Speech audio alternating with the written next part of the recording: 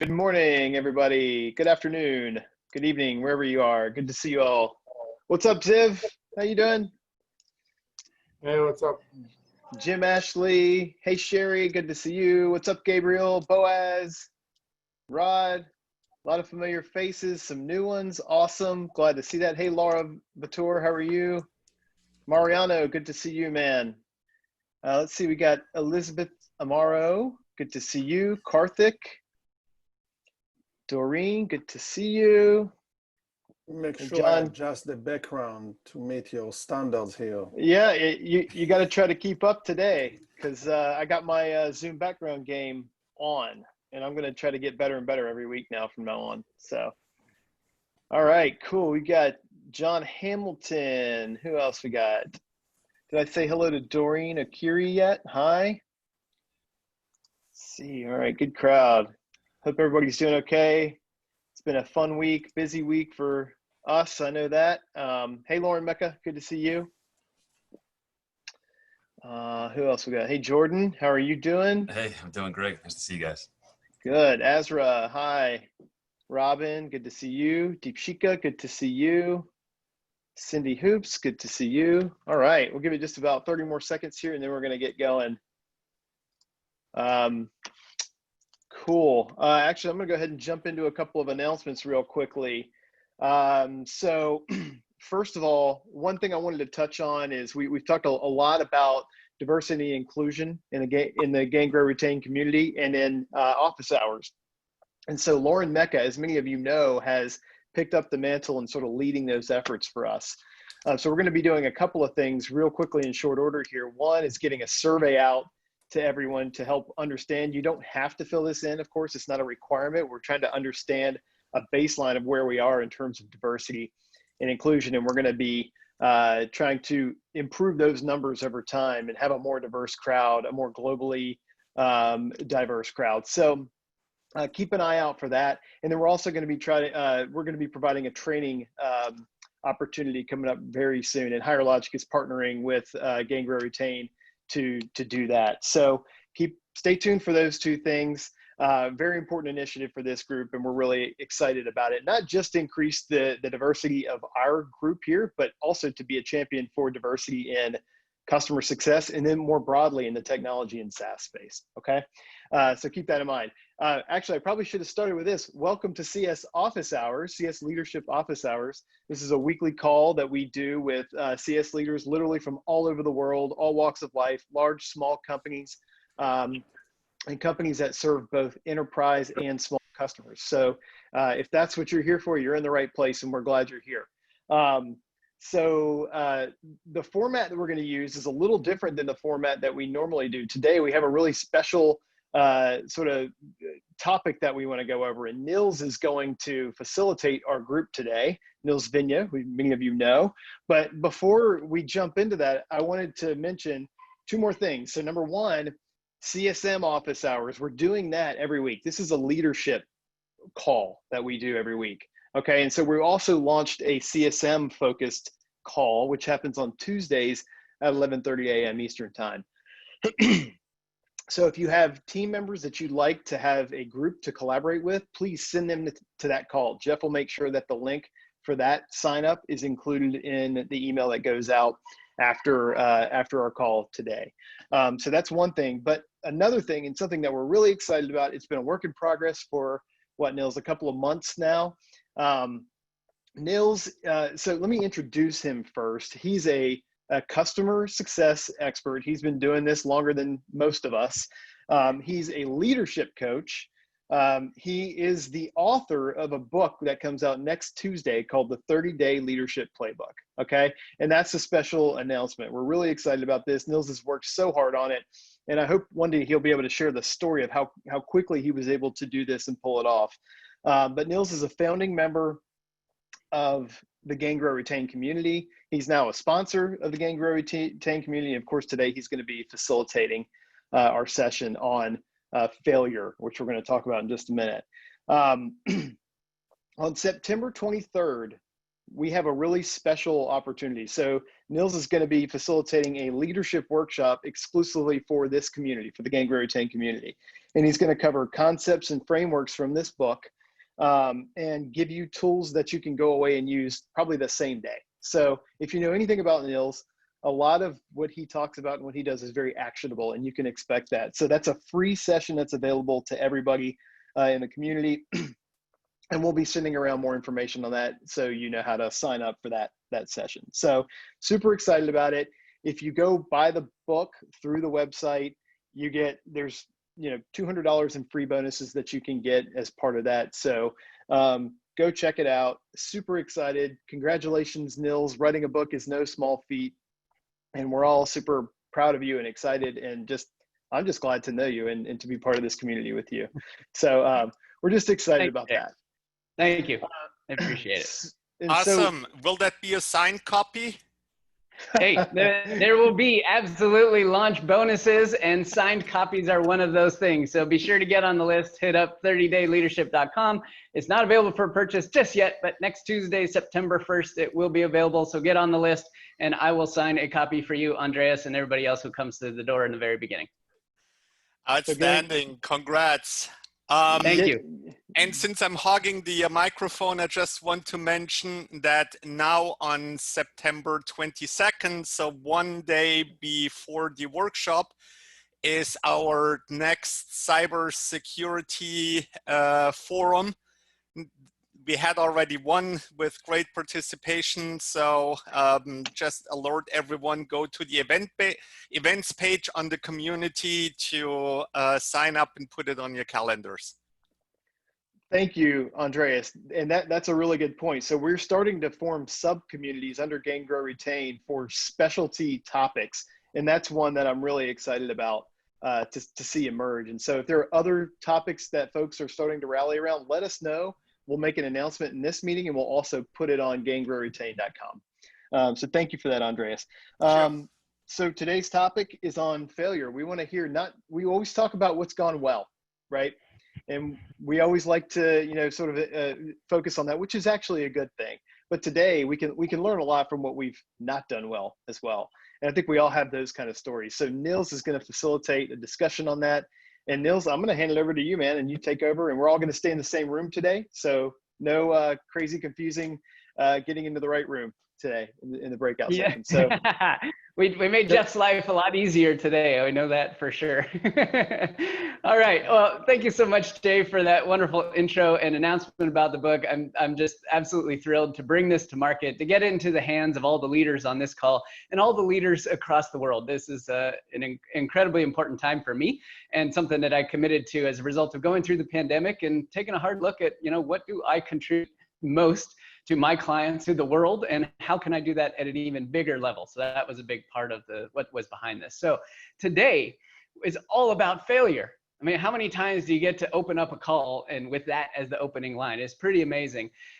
So when I talked with Jeff and Jay about this a few weeks ago, the sentiment was, we have so many incredible leaders that have done so many incredible things. And from the outside, it can feel like everybody else has all their stuff together, right? When you hear stories from, whether it's myself or Christy or David or anybody, other leaders on this call, it sounds incredibly polished, like, it's just there. And oftentimes I even wonder, like, am I the only one who is struggling with some of these things? And was I in the past when I was in the leadership seat? So we wanted to bring that to the service today and really keep it real with, let's talk about the other side, the side we don't normally engage with, the side we don't often get a chance to share. And when circulating this with a few people beforehand, everybody was super excited and had incredible stories to share. So there's so much rich information to learn from, and that's our goal today. So the framework we're going to use is this 3-step one right here. We're going to have this up in the beginning part, and then we'll take it down so it'll be a little easier to see the full Zoom spectrum as well. But number 1, what was the failure? Number 2, what was the root cause? And 3, what was the learning or takeaway? So failure, in a sense, you can look at it any number of different ways, but if you look at it from the learning and takeaway perspective, hey, then you're going to be in a lot better shape the next time this rolls around. So I'm going to start out with my own personal story, and then I'm going to call in a couple people, and if you are willing and able to be a little vulnerable and to share a story about failure along this framework, I want you to raise your hand now in the going to the participants tab at the bottom of your Zoom bar and click the raise hand icon. It'll take a few minutes and I'll get to you guys in a little bit because I have some people set up knowing that this might not be the thing that's on the tip of everybody's tongue. So I want to prep you. We have a couple of people ready to go, and then we'll go into the broader audience. And really the goal here is just to be open. That's it. Just to be honest and just to see things from a different perspective. You're going to hear very personal engagements, very personal reactions to things, and to know that you're not alone, right? That's one of the single most important things of this Gain, Grow, Retain community is that you are not alone, and other people struggle with these things just like you. So let me start with my story. First off, I was a newly minted VP of customer success. This was many years ago. I was extremely excited. I joined a company where they wore their net promoter score like a badge of honor. Like they absolutely hung, everything they did was tied to that score. So it's a long time ago when net promoter score was a little newer. And my entire variable comp as a VP was tied just to that score. So there was a lot of importance placed upon this. So I joined the company. The results from the previous quarter's survey came in right after I joined, and it was a little downtick from where it had been before. The company was always, very proud it had been high. And the next quarter came, and the results came in, and it had been cut in half.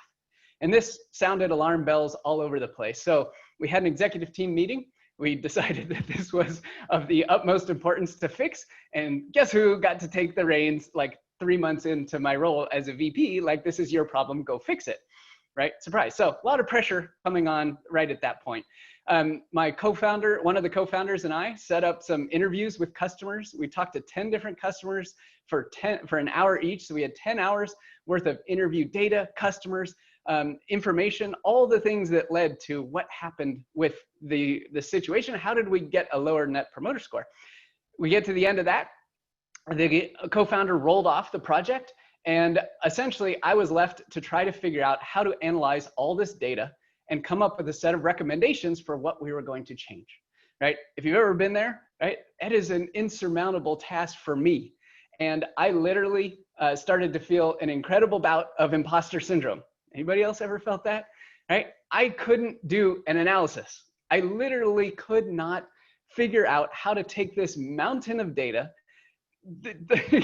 what seemed like insurmountable amount of information to bring together and make some sense out of it. I just couldn't. I had a blast talking to the customers. I could do that all day long. But when it came to analyzing the data, I literally was failing. And I started to beat myself up. For 3 or 4 weeks, I literally beat myself up saying, do I really have the right to be in the VP seat if I can't do this kind of analysis? And all of the psychological head games were going on in my head. And it was a really, really difficult period at that point in my life and in my career. So the CEO would continuously ask me, hey, what's the update? Where are we at? When are we going to get the results? What are we going to do? And I would placate and kind of dodge the bullet a little bit and say, well, we had this renewal issue here. I had a customer escalation here. I basically skirted the issue very, very plainly. And after a few weeks, the pressure was almost too much to even bear. And I literally had no idea what to do. So the learning and the root cause was that I don't have strengths in the area of analysis. And no consulting project I've ever done has involved me doing a churn analysis for that very reason. One of my CSMs handed me the book, the Strengths Finder book, at that point in time. And I took the assessment, I got the insight, and I understood what I was most talented to do, which was focus on the growth and development of other people. And one of the least areas that I have actually strengths and natural talents is in analysis. And immediately I felt a sense of relief because I realized that the reason I couldn't do this wasn't just because I wasn't cut out to be a VP, was that it was work that was not aligned with me and my strengths.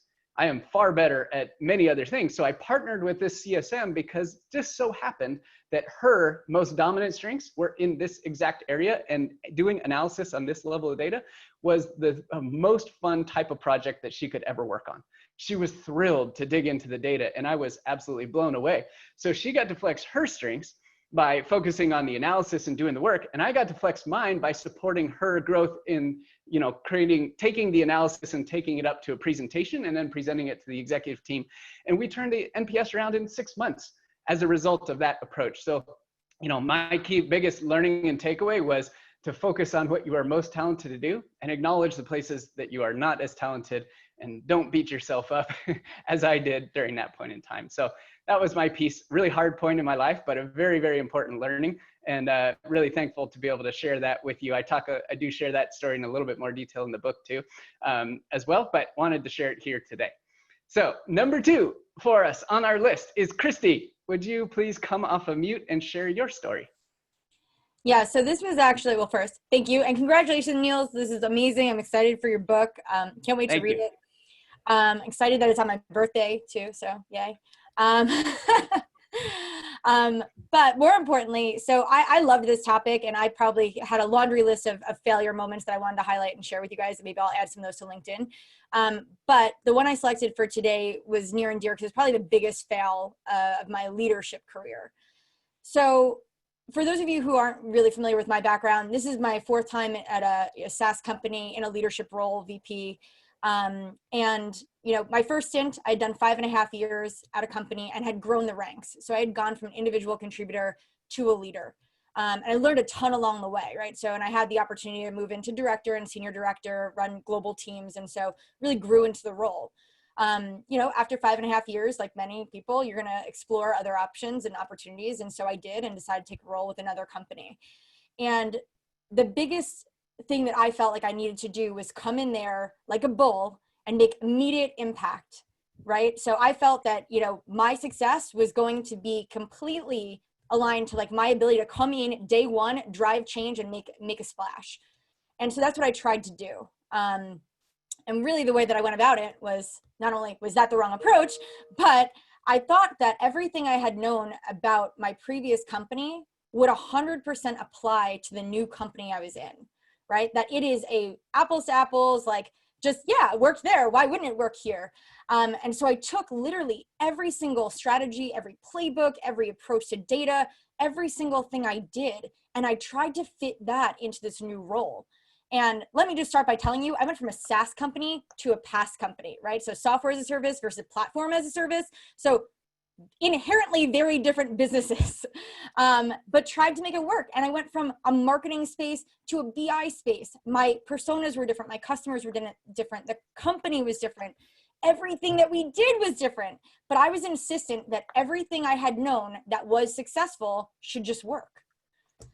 So after trying to fit this square peg into my very, very round hole, and not getting it to work and not getting to drive any of the impact, I had to stop, right? Like my leaders were kind of trying to figure out why I was taking the approaches I was, right? And driving it so aggressively because I'm a bit of a bull, and why I was trying to move so fast instead of really taking the time to invest in learning and aligning and really educating myself. So I would say probably 30 days into the role where I was bullishly trying to make this all work, I had to stop and reflect, right? Like, why wasn't I getting the cross-functional alignment? Why weren't my leaders seeing things the way I was? Why weren't my customers responding to these like changes we were trying to put in place? And so it was a very reflective moment for me to realize that it's not a one-size-fits-all model. And so we all talk about and celebrate best practices. And I do believe that there are best practices that can be applicable, but the reality of it is every single one of our companies is inherently different. Our customers are very different. Our products are very different. And we as leaders are very different. And the leaders we work with are very different. So you really have to be invested into learning and understanding before you're driving that change.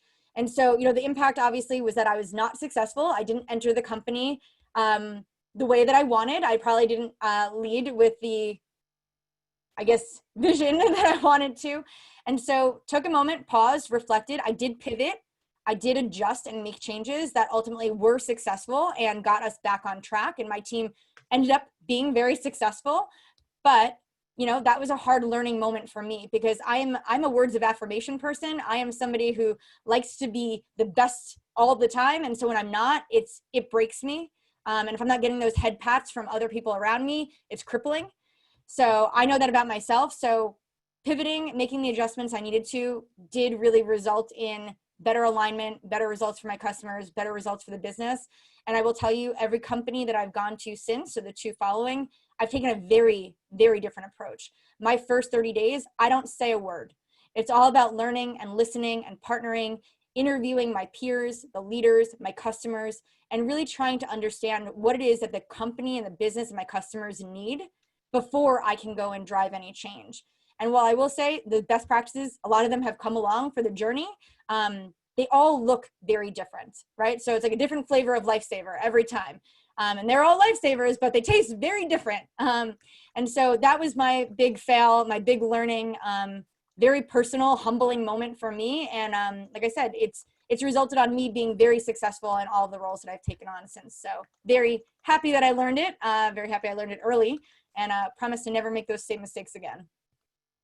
Awesome, Christy, and we're very happy that you shared that with us. Thank you so much. Appreciate it. Who are we going to? David Ellen, would you come off of mute and share your story with us? Sure. Hey, good morning, everybody. Hey, Nils, congratulations. So excited about your book coming out. Can't wait to be a part of reading it and being a part on the 23rd. So looking forward to that. Thank you. So just a little background on me. My career spanned sales, operations, and customer success. I was in customer success way before the term customer success was born.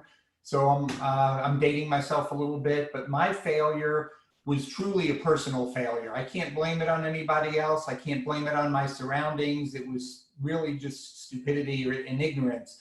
So at the time of my failure, I was leading customer success and operations for, I guess at the time, we were probably a $150, $200 million company. And we just signed a new enterprise customer, a very, very large American telecommunications customer. And one of the things that we were doing is we were providing technology solutions, but we were also providing services. And we had contact centers across North America, across the United States. And we had a senior VP at this company that wanted to hire us to provide 300 dedicated customer support agents for them. And the SVP was very specific in what he wanted at the time, and he really wanted a low price. He didn't want us to use any of our United States facilities. He wanted something near shore or up in Canada.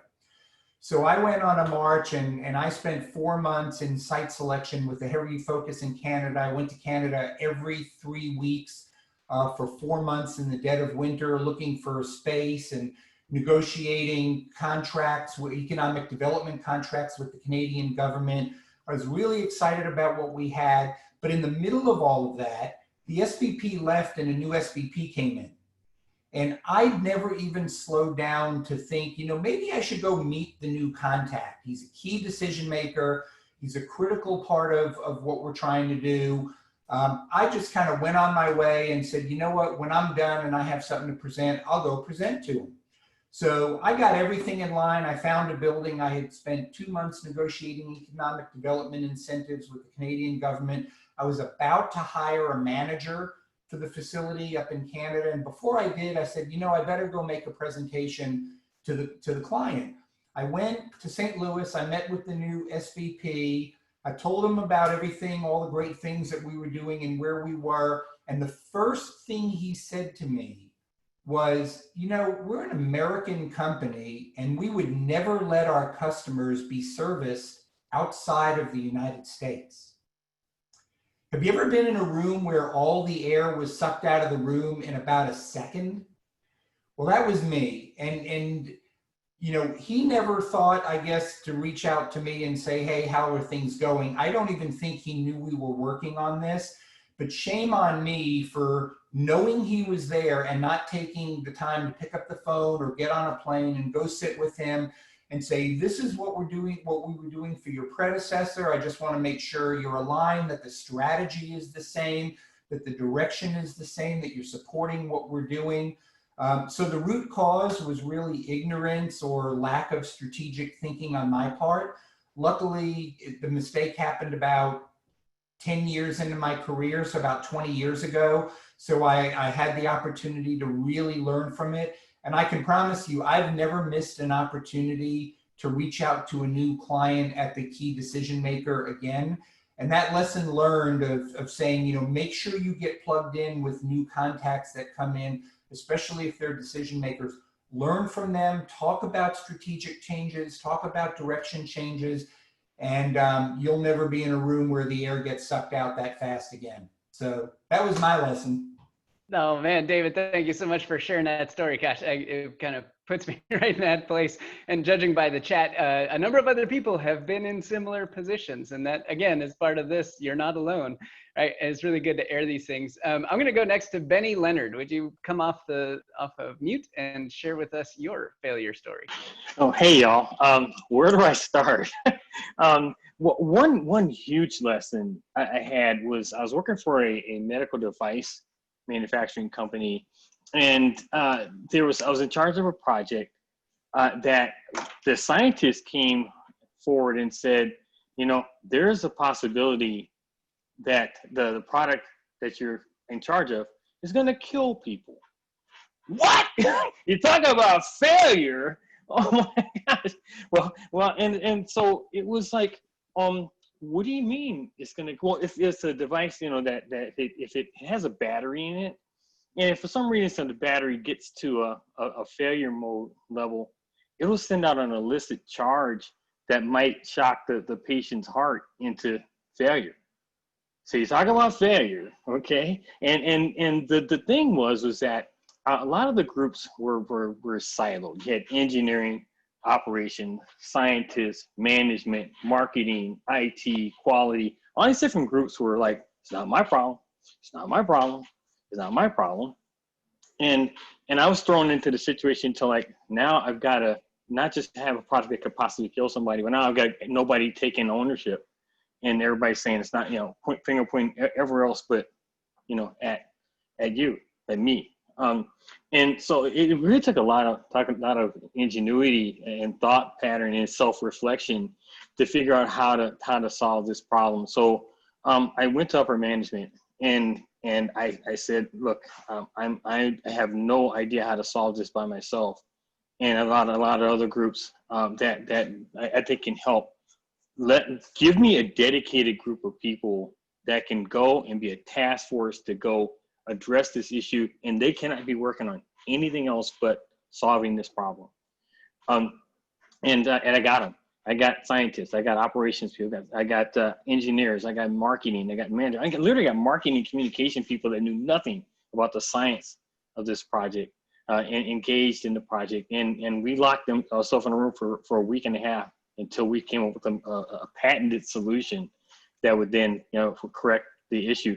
We said, and the other thing was really communicating out to the world, the patients, the community, the medical community, that this was a challenge and that we need to get ahead of it and not hide the fact that there was an issue.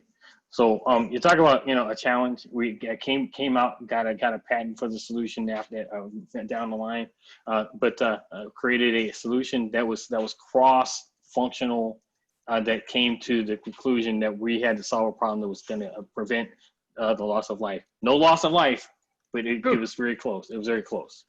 Thanks to you, Benny. Thanks to you, man. Those are some stakes, right? Maybe we should all remember that kind of story when we're thinking about the stakes of what's at the heart of it for our customers. Thank you so much for sharing. Heather Caudill, would you come off of mute and share with us your failure story? Sure, and Jeff and Jay got to see some of the bloody carnage of my failure up close. And so just a quick background, I lead the relationship management functions at a fintech SaaS company where I've been fortunate to be here for 18 years. We started with 10 people. We're about 1,300 right now, kind of in a pre-IPO phase. So really exciting journey. I've been in every customer facing role, starting with the support team. And I think my failure, God, there was so much. When David said personal failure, it like hit me in the heart because it so resonated.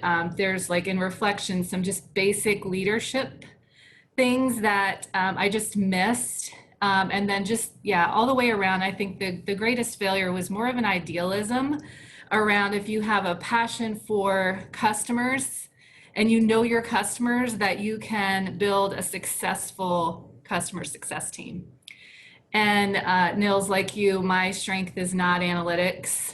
The greatest day of my life was when I hired my first data analyst. But to give just a little bit of background, we started with a 2-person success team, and it was really just focused on adoption. So our customers, we accounts payable automation software focused on, we need their transactions.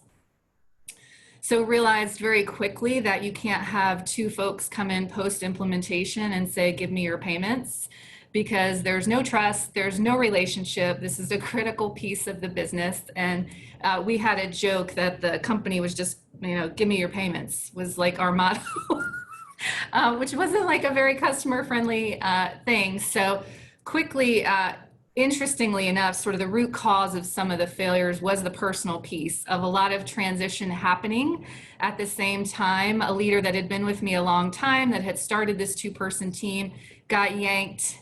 When my leader changed, my old leader took this person with him. I had a new person come in who, through my own failure and lack of coaching, was an empire builder, and I didn't realize it soon enough. And he reported to me. So again, personal failure in leadership, I let it happen because I was distracted. I'd had the same boss for 8 years, got me, everybody I worked with understood me. So got a new boss at the same time that I had a new person reporting to me who inadvertently just executed on a hiring plan, right? No metrics, no goals. I'm thinking we're passionate about customer success. It's one of our core values. And this new younger gentleman, so to be fair to him, right, looking for my guidance and coaching, I'm distracted and reeling. My strength is in relationships. So my boss of 8 years is gone. I'm feeling like I have to prove myself to my new boss, and like just lost sight of this team of customer success folks building and building and building with no accountability, no metrics. No, like just like when they're escalated, call them and make them feel good, which, right, it's tough enough to get your other executives bought into customer success as it is.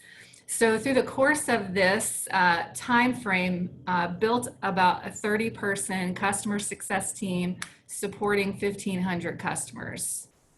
So a little crazy. My new boss bought me some buffer time because he had been a customer leader his whole career, was very passionate, very supportive of me. In the interim, I put a new senior sales leader who was also passionate about customers over success. And he was great at escalation management, but not great at data and metrics. So built this team. In the interim, our COO, who was my boss at the time and very supportive of me, left, and I lost my buffer. So now I have our CFO. I am now reporting to the Chief Growth Officer, who's saying, where's the ROI for this 30-person team, right? What's happening? We're not really seeing what's the return on the investment. And through the course, knowing in my gut I didn't have the right leader in place. So back to personal failure, basic leadership lessons. Let the lack of what I knew in my gut was that I didn't have the right leader leading the customer success team. It was very important to me that we differentiate ourselves from sales. And I know there's lots of models, but my relationship side was your account managers are selling, my people are growing and retaining customers. So I wanted it differentiated, but they didn't own a number. So that was a sore spot for my growth officer. So at the end of the day, I took 2 years, probably too long, in changing out the leadership. The good news is I do have a new leader in place, someone that had been with me a long time, that had grown up in the onboarding space, knew our customers, knew more of the technical software side. She's doing an amazing job. I definitely got a lot of heat because she's a little bit earlier in her career, but I trusted in her judgment. But the worst, most painful part for me is that I had to downsize the team. So teammates were impacted this year, and it was already in plan when COVID hit. And so, my team of 260 people, which includes support and onboarding, are all very close. So eliminating 8 people from a department, trying to find different roles for them in the company, which we actually were successful for some. It was a big blow to my team. I had to deliver the message remotely, which also sucked. And it was the first time I had to do something like that. And knowing it was all because of my own personal failure was really challenging. But again, good news, have the right leader in place, right size the team, absolutely have the right metrics in place. We are working with our data science team and building a health score. So we're on the right track now, but super painful. And there were some casualties, but some, lessons I will learn and never repeat at this point in my career. Awesome, Heather. Thank you so much for sharing with us. My goodness, that is a roller coaster of a ride over all that time. So thank you. Gabriel, would you come off mute and share with us your failure story? Yeah, I'll keep it short and sweet. So I moved from being an individual contributor at a SaaS company a year and a half ago, and then got the opportunity to build the CS organization for the company I'm with now. I came from 40 client portfolio to about 1,300 client portfolio. And my failure was twofold, and Christy's story 100% resonated with me. But the first thing was that I was trying to be too reactive and felt like I couldn't be proactive, like I couldn't take a step back and just plan out what this should look like. Because I was the first hire for the CS team, my boss didn't have a roadmap for what my onboarding process should look like, what I wanted to create. There was just like 3 tasks. This is what you have to get done. And for the first 2 months, it was reactive mode, and instead of taking a break and seeing what do I want to create, what do we need to create, what have I learned in these first 30 days, 60 days. And so that was a key failure, which actually led me to the CS Leadership Office Hours, because I started to engage in LinkedIn more and came across Jeff's post of this meeting, and I've learned so much. But what I learned in that failure, what I failed in mostly, was that I felt like I can do this. I can create this. I'm a high achiever. I have an excellent background in what I'm doing. I know what I'm capable of.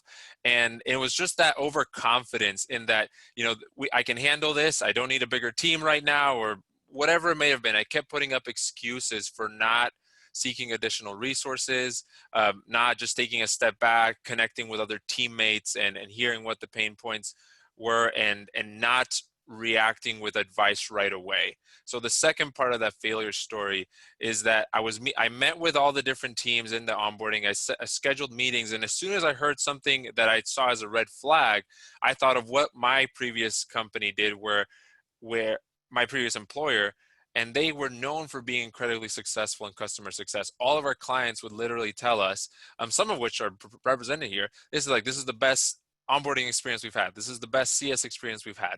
And that's the mentality they came with. And so I tried to implement success stories that I have learned there into this new company, which was completely different sectors. One, facilities management, the other one in the healthcare public industry. And so my big 2 takeaways there were just, one, that although you want to make an impact in those first 30 or 60 days, you got to make sure you actually understand the industry you're in. And if you're new to the industry, you shouldn't be really talking a whole lot those first 30 or 60 days, listening to people. And when we started doing that, and I started connecting here and seeing that I don't have to create everything from scratch, there are templates for health scores. There are templates for engagement, for QBRs. There are templates for essentially everything there. And there are people like the people on this call that are willing to connect, engage, share their experience, and that you don't have to go it on your own. And that is a sign of strength when you reach out to other people. And really the turnaround in the past 6 months versus the first 4 months has been a huge growth rate, and our team is doing a lot better. So yeah, my failure was that I was going at my own. I was going too fast, not slowing down. And I was I was talking too much instead of listening. Yeah.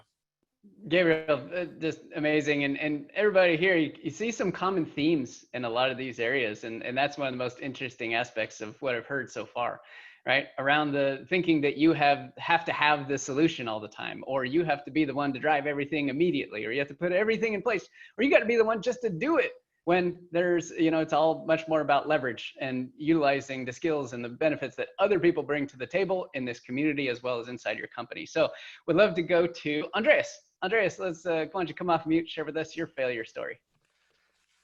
Sure. How many days do I have to talk about all of them? You got, But you got one actually. So I had recently moved from Germany to the United States and got the opportunity to build a brand new team handling customer escalations for a large company. And I'm like, yeah, I finally done it. Transition from individual contributor into a leadership role. I'm a manager now. You gotta do what I tell you to. Major catastrophe, major catastrophe. So number one, Americans are different from German, right? There is not this authoritative relationship that is explicit. You need to work on gaining the trust of your team. The other challenge was that I was good technically, but had absolutely no management clue. And it was a big disaster the first 6 months. There was a lot of grumbling until my manager took me aside because he heard so much of the bad stuff here and gave me some good leadership feedback and coaching. So I was able to not get fired from this role for failing to basically motivate my team. And by listening and observing what the existing team culture is, what the infrastructure is, considering cultural differences. If you're interested, there's a blog post in my profile about managing in different cultures. I've now in more recent leadership roles been proudly named best manager ever worked for. But that was a very hard first lesson as I transitioned from individual contributor into a management role. Awesome, Andreas. You know, that transition is the single hardest thing most people will ever do in their professional career, right? Because it involves a massive shift from focusing on yourself and being in complete control to getting work done through other people and not having control. Frankly, it's a completely different mindset that has to be taken. And if not taken with care and trust and getting expertise and help from the outside can be really, really difficult, as you shared. Next up, thank you for sharing that, Andreas. Next up, Brian Hartley, would you come off of mute and share with us your failure story? Yeah, sure. So mine is back further early on in my career when I was an individual contributor. I worked at a market research company and we collected customer experience data for restaurant and retail organizations. And one of the accounts that I worked on early on was Starbucks. So obviously a really important client for us. And we put a lot of emphasis on collecting the data and then presenting the data. Normally on a quarterly basis, we would go on site, present the data. It was a really big deal. So we put a lot of effort around internal reviews of the presentation, taking the data, what kind of story are we telling? And this was my first internal preview. And I put a lot of effort into logistic regressions, you know, all these types of analysis that I felt like was really meaningful and impactful. And we were in the internal review and both my director and her boss, the VP, just ripped the deck to shreds. And I had put in like a lot of time, you know, wanted to make it perfect, wanted to deliver it succinctly and walk out of the room with everyone feeling like, that was incredible. Completely missed the mark. I couldn't articulate what were the three main takeaways of the deck. And that was only the beginning. So long story short, I was really frustrated. And I actually ended up taking a half day of PTO because I was like, I need to leave this environment. I'm really frustrated. I busted my tail to create what I thought was an incredible PowerPoint, only to be humbled very quickly within minutes. So that was the failure. The failure was I completely missed the mark. But what I learned from that time and what I continue to carry through my career today is, especially presenting data. We've heard some of you share stories about analysis and data, is really trying to learn from that experience, not only for myself, but to teach others. So when we do go on site and present data, or we're sharing data, or we're telling a story with PowerPoint, to talk about those areas that trip me up initially and share that with other individuals that I've either coached or worked closely with. So very humbling experience. And it has taught me a lot over the past 10, 15 years. Awesome, Brian. Thank you so much for sharing that, man. Can't imagine quite what it was like in that experience, although I know a number of people have been in similar spots. Thank you for sharing. Alex Farmer, are you still on the line? Would you come off mute? I know you had your hand raised, but I think it dropped. So if you're not here, we'll move on. But I want to give you an opportunity. I'm here, man. I'm here. My Cool. hand was tired, Nils. I'm sorry. And congratulations. Oh, yeah. Hey, no worries. Thank you. Well, I after hearing so many of these story, it's quite similar, so I put my hand down, but I'll be brief about it. I am in day 9 for those following the chat. It seems like there's a few of us in day 9 in a new role. I don't live in a wind farm, but my new company works with software for heavy industry, so that's the reason for the background. It's a bit breezy out here, blowing a lot of hot air out at everybody.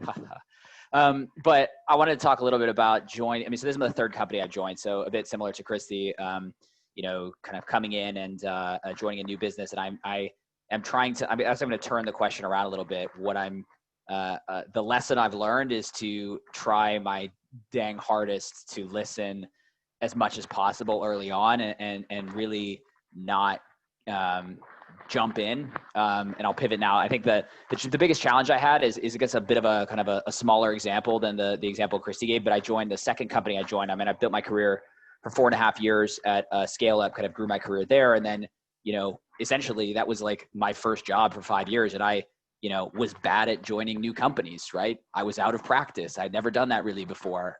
So 18 months ago, I joined a company where it was pretty immature. It was a startup. They hadn't had customer success before. So it was kind of coming in, taking the account management function and bringing things, bringing support, onboarding, and training underneath that umbrella, the overall kind of CS umbrella. And, pretty quickly became clear that like sales was running the show and selling things they shouldn't necessarily be selling, and just dumping it on the customer success or the current account manager's laps. And my natural approach there, as soon as I kind of got a sniff of that, was to do the classic like CS versus sales. We'll take it. You need to do a better job. And essentially like started very quickly, not being, we weren't fighting in the office, right? But it was essentially, we need to do better. And this is the team that's causing all of our problems. And while that may have been, somewhat true, the approach I had taken, everyone had a neutral opinion of me. And I'm a bit of a bull, to use Christy's term as well. And I think that immediately turned so many folks, a minority of the company, but still, important kind of political power brokers, so to speak. And all of the changes that I know we would have to make became twice as hard to make because you had salespeople who are skeptical at every turn. So this kind of, I also kind of need the affirmation, and with that can come a bit of overzealousness. And in that overzealousness, I've turned off folks that I ultimately needed to bring with me. And I think that classic, show them, not tell them thing could have really served me much better. Cause I can tell you you're doing something bad and causing problems to our business, and that's not going to end it very well. So for me to show you that actually, why don't we try this framework together and measure the impact in an unbiased way and guide them and lead them would have been much better. So 3rd time's the charm. 9 days in, I am trying to practice that as best I can. And I was just, last thing for me, reflecting in the chat with folks, it's another startup that I've joined. And, we have a CEO and leadership team that is all kind of go, go, go. So there's that added wrinkle of yes, I will, trust me, I will make an impact, but I need to be really methodical and kind of lean into that pressure to do stuff by saying, no, I'm going to plan and then do the right stuff. And it's going to be much more efficient. So, maybe the 4th time it'll be even better, but hopefully that doesn't happen for a long time. Alex, thank you so much for sharing, and the sentiment of being the bull and feeling like you have to make the change and drive this stuff echoed many times throughout the chat. And it's awesome to see that a lot of other people feel like they've been in that, and probably some positive has come out of that and some negative. All right, thank you. So bringing it home, I want to pick on our fearless leaders in the Gain, Grow, Retain community, Jay and Jeff, because none of us would frankly be here if it weren't for these two. So Jeff, would you come off mute? I know you shared a little bit of the story in the chat, but I want to hear it live. Share with us your failure story. Yeah, definitely. I'll try and be quick and short. Like everybody who knows me knows I like to talk. So we're going to try and make it short. But early on in my career, I was a customer success analyst. So I was analyzing data, Nils. Fortunately, I was hopefully better at it than you were. from what I remember. But I had the chance, just like I think everybody much on this call, like to start moving up. So I had moved from a customer success analyst into a customer success manager. And it was my first opportunity to actually handle a renewal myself. It was actually a technology enabled services business. So it wasn't necessarily SaaS, but we still had yearly contracts. I had to go execute the renewal, and we were bringing the client in. We had our CEO in the meeting. I had my director in the meeting as well. And I felt like it was my opportunity to really show why they had put me in the position, why they had elevated me. So I took the entire presentation. I asked for no input. When they wanted input, I said, nope, I know this client. I've been working with them as an analyst for years. Like, I know what we need to do. So I was kind of the bull in the china shop as well, even to our CEO, which is also just mind boggling when you actually say it out loud. So, I led this whole presentation. I get in there, our CEO and our director, not on the same page as to what I'm presenting. They're trying to chime in on my presentation that I'm delivering, and it's going horribly. They're chiming in at the wrong times. I'm, trying to talk about numbers when they were trying to talk about strategy, and like this whole just horrible of a meeting for about an hour. We end the meeting about 5 minutes early because it was just like, we ran through everything so fast. And then, you could see the client just wants to get out the door because this was just not really what was expected. And so for me, really huge learning lesson, because we did not get the renewal. We lost the client. They went to a different vendor. Wasn't catastrophic to our business, but they were certainly on the rise too. It was actually a growing account. We were actually putting more resources into it. So unfortunate moment, but certainly for me, what that really brought to bear was that, I think to a lot of points on the call, you don't always have to get everything done yourself. There are other opportunities and perspectives. And actually, if you can bring those perspectives in earlier, it's actually going to round out the experience. I think one of the things that Jay and I think did really well in Customer Imperative is that we actually worked really well in meetings like that. We could actually understand who's going to chime in when. We would actually broker, who's the right person to talk about this topic, what types of questions are we going to introduce, and you could tell the flow of the meeting so different. So I think that's one of the learnings in my career that I think I've carried throughout, and really starting to, again, at Higher Logic now in our business, really starting to think about how do we set our CSMs up in a successful position to go have those meetings, and what are the right resources to bear. I think one of the things that we always talk about often, and the last point too, is that as a CSM or even leading the customer success team, sometimes you feel like the relationship and the customer success and the renewal might all come down to your team, but then you have to start realizing that there are other functions that you can bring in to kind of round out the experience. So quick lesson for me, but it was certainly an impactful one. Yeah, man, Jeff, thank you so much for sharing the details there. All right, Jay, it's up to you. You're bringing us home, man. Hit us. All right. So I shared a little bit of this in the chat as well, but I went into a company once. It's about a $20 million company, ARR, and part of what my task was in going into that business was to improve the gross margin of the business, and it was a pretty heavy services business. So there were some people who'd been at this company for a long time, and some of them who we were really worried about losing. And I needed somebody to help lead this effort from within this company that had the history and some of the background. And so I chose to put somebody in one of those roles who didn't really have the management experience, but was somebody we were worried about losing, and to sort of help us drive that overall improvement. So the net of it was we made some progress. I had a vision for how it could be done, and I could talk at the high level about how to get it done. I could even inspire the team that it had to be done, right? And maybe get people aligned on the first steps of getting it done. But months started to tick by, and we were not making enough progress on solving this problem from an efficiency perspective on the program. So fast forward about 9 months, and we still hadn't made progress on really improving the efficiencies and the gross margins of this particular delivery model. And so I had an open position at that point. I brought somebody in who immediately picked it up. She came in at another level, but I moved her quickly into the role to oversee this whole transformation that had to take place. And within 30 days, we were already on track. So the big miss there, a couple of things. One was just, I think that the thing that I learned about myself, and I've learned this a couple of times, I'm ashamed to say, but there are people who can really focus on optimization, and there's people who can focus on growth and sort of driving quick change. I'm in the latter camp. I'm not necessarily the best operational leader that you will ever have. And I hope, if there's anybody on my team who's on this call, now you know. Hi, I'm on your team. Jeff, you already knew.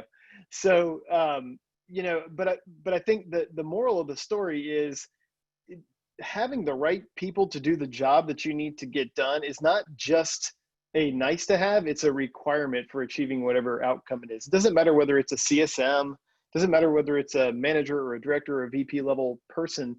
The difference between somebody who's going to marginally execute and then somebody who's going to exponentially execute is it's 100% different, right? Between just getting the right person in the right seat. So as leaders, I think it's incumbent upon us to really clarify the job we need done, go find somebody that has experience doing that job, because ultimately it reflected poorly on me as a leader. So that was it. Get the right butt in the right seat, and also, make that be, to your point about strengths, Nils, have it be something that augments what I am good at, right? And what I can bring to the table, and be honest and clear about what I can't get done. So that was my big one. And I've got plenty more, but we won't go into it. Yeah. Not for today. Thank you so much, Jay. Amazing story. I hope you all have enjoyed hearing the behind the scenes, right? What happens under the water of what we tend to see on our calls, on LinkedIn, in our webinars and all that stuff. And nobody has it perfect. Zero of us have it all figured out. And that's okay, right? Because it's all just an evolution. It's all just education. It's all just learning and trying and iterating on new things. Many of the topics and things you heard were similar from one person to the next, and we come from completely different worlds. So I thank you all for your honesty, for your openness, and for your sharing. And as Jeff just put up the last slide, so a reminder that my book, 30-Day Leadership Playbooks, coming out on Tuesday, September 1st. You can get on the wait list at 30dayleadership.com. Check out a little bit of the background of what's going on with the book.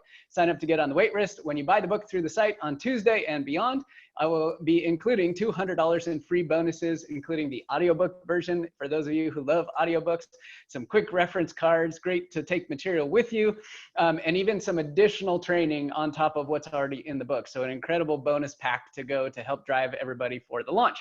And then September 23rd at 11 a.m. Eastern time, Jeff is going to send out the registration in the page. We will have a leadership workshop specifically for Gain, Grow, Retain members only. So be sure to sign up as soon as Jeff gets that out. And I look forward to seeing you then. And we ended right on time as expected. So thank you all. Jay, anything else to add? No, nothing else. Thank you, Nils. I appreciate your leadership in this community and on this call. It was awesome. Great to see everybody. We'll see you next week. Same time, same place. Take care. Thanks. Cheers. Bye. Bye-bye.